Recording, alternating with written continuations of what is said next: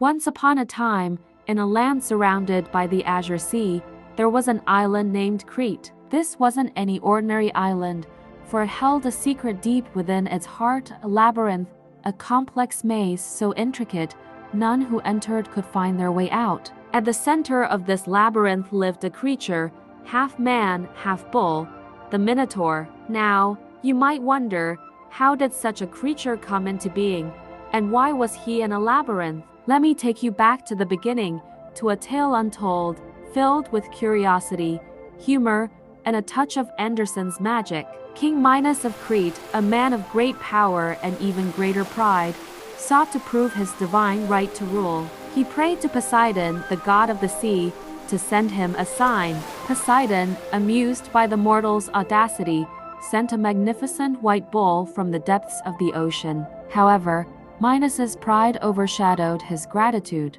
Instead of sacrificing the bull to Poseidon as promised, Minos kept it for himself, thinking no god would notice a mere mortal's defiance.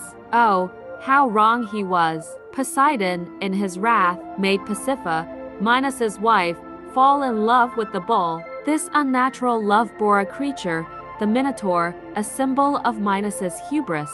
Ashamed and frightened, Minos ordered Daedalus, the kingdom's most ingenious inventor, to build a labyrinth so complex that no one could escape, to contain the Minotaur. And so, the stage is set for our tale, the untold story of the beast of the labyrinth. Years passed, and the Minotaur grew in the shadows of the labyrinth, a prisoner of his own form. Meanwhile, Athens, a city-state suffering under Crete's dominance, was forced to send 7 young men and 7 young women every 7 years as tribute to the Minotaur, a cruel reminder of Minos's power. This dark tradition fueled hatred and sorrow in the hearts of Athenians. Among the Athenians, there was a prince named Theseus, heart as bold as his spirit was brave. Upon learning of his city's plight, Theseus volunteered as tribute, a glimmer of hope amidst despair. His mother, Queen Aethra, begged him not to go, but Theseus was determined. He promised to change the sails of his ship from black to white upon his victorious return, a sign for her to rejoice instead of mourn. The day came when Theseus, with a group of young Athenians, set sail for Crete. Upon arrival, they were paraded through the streets, a spectacle for Crete's citizens, leading up to the moment they would be sent into the labyrinth. But fate had a twist. Princess Ariadne, daughter of Minos, caught a glimpse of Theseus and felt her heart leap. A plan began to form in her mind, a daring hope to help Theseus and end the Minotaur's terror. Ariadne approached Theseus on the eve of his journey into the labyrinth. "Why do you walk willingly to your doom?" she asked. Theseus, struck by her beauty and courage, shared his vow to free Athens from this cruel fate. Moved by his words, Ariadne offered him a lifeline, a ball of thread. "Tie this to the entrance. As you make your way to the center, unravel the thread. It will guide you back," she instructed, her eyes sparkling with a mix of fear and excitement. Additionally, Ariadne gifted Theseus a sword, a beacon of light in the darkness.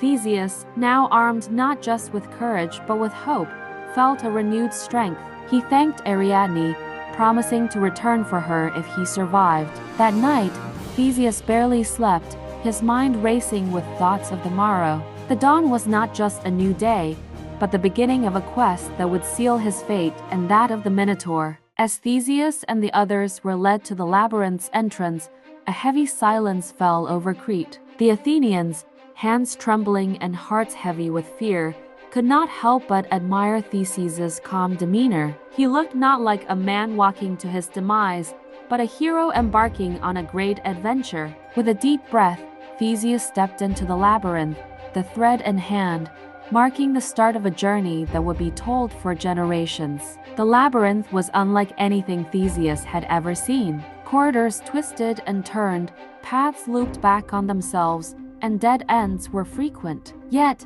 Theseus pressed on, guided by Ariadne's thread, his resolve as strong as the walls around him. With each step, he felt the weight of Athens on his shoulders, driving him forward through the darkness. As hours turned to what felt like days, Theseus encountered not just the complexity of the labyrinth but its inhabitants, creatures, and traps Daedalus had designed to thwart any who dared to challenge the Minotaur. Yet, with Ariadne's sword, Theseus overcame each obstacle, his legend growing with every foe defeated. The deeper Theseus ventured, the more he sensed the Minotaur's presence. A heavy silence hung in the air, broken only by the distant echo of hooves against stone. Theseus realized he was no longer the hunter but the hunted. Yet, fear did not grip his heart. Instead, a strange empathy for the creature began to grow within him. He understood the Minotaur was not a monster by choice but by circumstance. In a dimly lit chamber,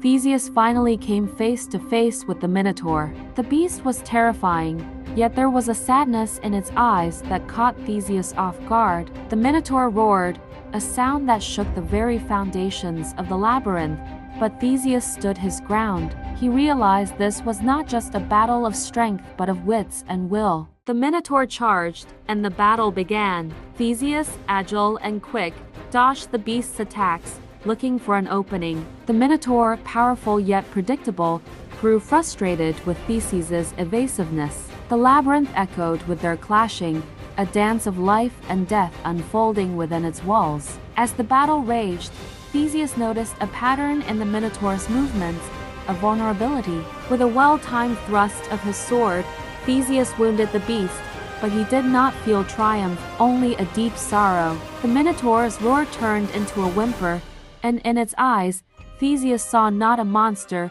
but a prisoner longing for release. In that moment, Theseus's heart was heavy. He realized the true monster was not the Minotaur, but the fear and hatred that had built the labyrinth around them all. With a final, merciful blow, Theseus ended the Minotaur's suffering. Silence fell, a respectful tribute to the creature that had lived a life not chosen, a victim of the gods' play and human pride. With the Minotaur defeated, Theseus used Ariadne's thread to navigate back through the labyrinth, his thoughts a whirlwind of emotions.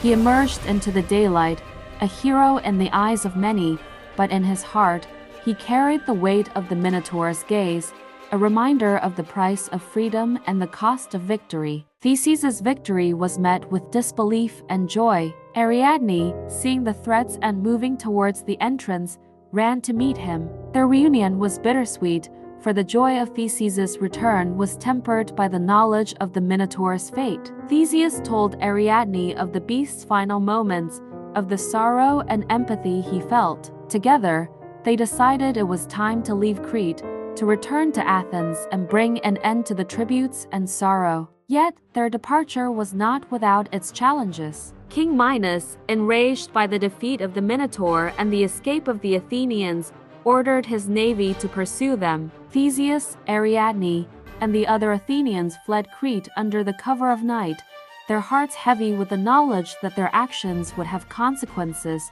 their futures uncertain. The sea was rough, reflecting the turmoil in Theseus's heart. As they sailed towards Athens, Theseus pondered the journey ahead, the lives saved, and the one taken. The wind whispered tales of change, of endings and new beginnings. Ariadne stood by Theseus, her presence a comfort, a reminder that they faced the future together, no matter what it held. The journey was fraught with peril, for Poseidon, still angered by Minos's defiance, stirred the seas against them. Yet, Theseus's resolve was as strong as the waves, and with the help of the gods who favored him, they navigated through the storms, a testament to the power of human will and divine whimsy. As they neared Athens, the realization of his promise dawned on Theseus. In the heat of the moment and the sorrow of his victory, he had forgotten to change the sails from black to white. His heart sank, for this oversight would signal his death to his awaiting mother,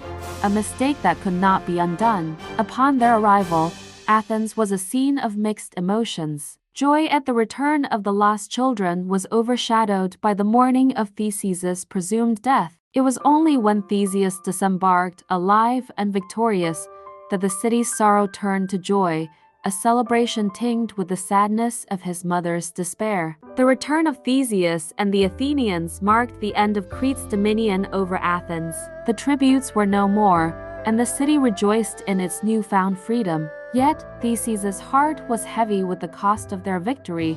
The lives changed, and the one lost. He vowed to rule Athens with wisdom and empathy, a king who understood the weight of sacrifice and the value of peace. And so, the tale of the Minotaur, the beast of the Labyrinth, comes to an end. It is a story not just of heroism and adventure, but of understanding and empathy. Theseus' journey teaches us that monsters are not always what they seem, and sometimes the greatest battles are fought within the heart. In the end, it is not just the might of the sword that prevails, but the strength of the spirit, a lesson for us all, wrapped in a tale as old as time, told with a touch of Andersen's humor and wisdom. Thanks for watching. If you enjoyed this journey, please like, share, and subscribe. Your support fuels our passion for creating mesmerizing tales. You're awesome.